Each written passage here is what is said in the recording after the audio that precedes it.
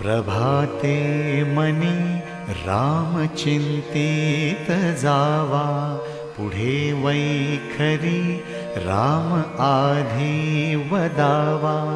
सदाचार हा थोर सांडून येतो, जनितो चितो मानवी धन्य होतो। मना वासना दुष्ट कामान ये रे, मना सर्वथा पाप बुद्धि नको रे।